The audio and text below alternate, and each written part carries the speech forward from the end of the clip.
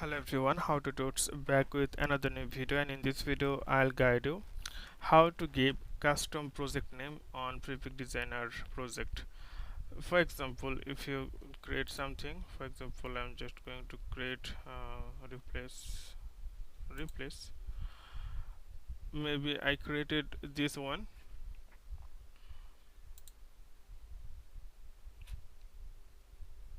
So I created this one. Okay, you can customize it, but I want to give the project name. So what can you see, like restaurant name, you can type here custom page. So this way you can set the name, and you can see it's saving now this, and it's already saved. Once you open again, then you can get this project by this name custom page. So this way you can change the custom page name. So okay friend, today's no more, and see you in the next video.